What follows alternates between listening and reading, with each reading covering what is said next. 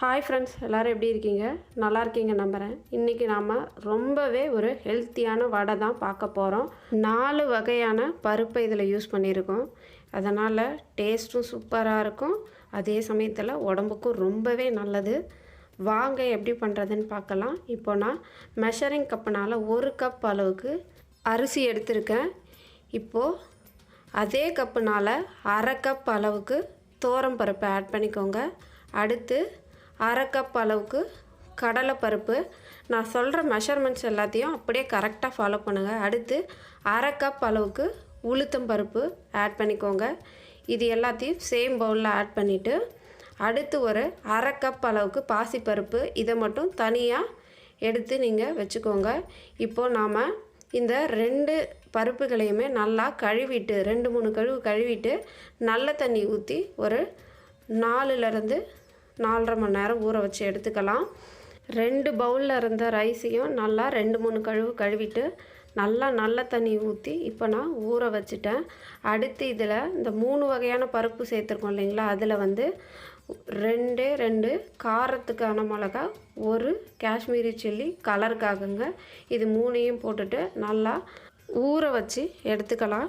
இப்போ பார்த்தீங்க அப்படின்னா நல்லா 4 மணி நேரம் ஊற வச்சு எடுத்துட்டேங்க.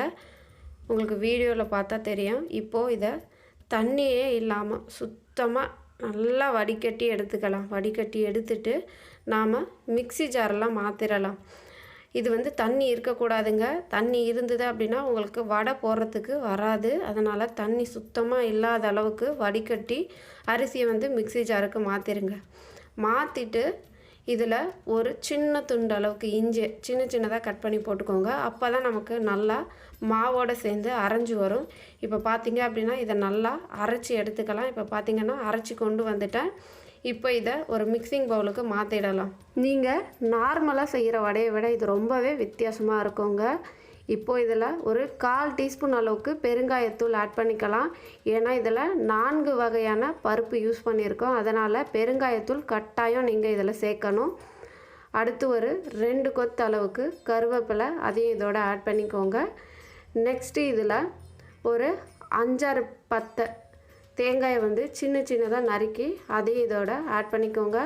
நாம் வடை சாப்பிடும்போது அந்த தேங்காய் வந்து நல்ல ஒரு டேஸ்ட் நமக்கு கொடுக்கும்.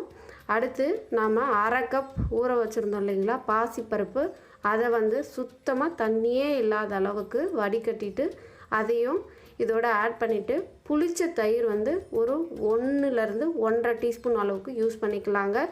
அடுத்து இதில் இந்த வடைக்கு தேவையான அளவு உப்பை ஆட் பண்ணிவிட்டு நல்லா ஓரளவுக்கு கிளறி எடுத்துக்கோங்க. நெக்ஸ்ட்டு இதில் ஒரே 1 டீஸ்பூன் அளவுக்கு எண்ணெய் விட்டுட்டு 1 டீஸ்பூன் அளவுக்கு கடுகு ஆட் பண்ணிவிடுங்க. ஆட் பண்ணிவிட்டு கடுகு நல்லா வெடித்து வரணும். அதே சமயத்தில் கடுகு வந்து கருகிடக்கூடாது. இப்போ பார்த்தீங்க அப்படின்னா கடுகு நல்லா வெடித்து வந்துடுச்சு. இப்போது நாம் பிசைஞ்சு வச்சுருக்கோம் இல்லைங்களா, அந்த மாவில் இதை ஊற்றிடுங்க. அதுக்கப்புறமா ஒரு 1.5 டீஸ்பூன் அளவுக்கு நெய் மட்டும் விட்டுக்கோங்க. நெய் வந்து நல்லா வாசனையாக இருக்கும், அதுக்காக தாங்க.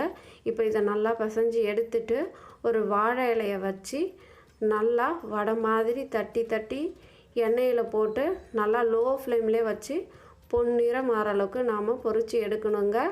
இது வந்து பார்த்திங்கன்னா நீங்கள் வடை போடுறதுக்கு முன்னாடி ஆயில் நல்லா ஹீட்டாக இருக்கணும். ஆனால் வடை போட்டதுக்கு அப்புறமா ஃப்ளேமை வந்து லோவிலேருந்து மீடியமில் வச்சுக்கலாங்க. ஆனால் ஹையில் வைக்கக்கூடாது. அப்படி வச்சிங்க அப்படின்னா உள்ளே நமக்கு வேகாது, வெள்ளை கலர் நல்லா வந்துடுங்க. இதே மாதிரி நீங்கள் எல்லா வடையும் தட்டி போட்டு நல்லா பொன்னிறம் மாற அளவுக்கு பொரித்து எடுத்திங்கன்னா சூப்பரான தவளை வடை ரெடிங்க. இந்த வீடியோ உங்களுக்கு பிடிச்சிருந்துன்னா உங்கள் ஃப்ரெண்ட்ஸ் அண்ட் ஃபேமிலிக்கு ஷேர் பண்ணுங்கள், லைக் பண்ணுங்கள், கமெண்ட் பண்ணுங்கள். தேங்க்யூ.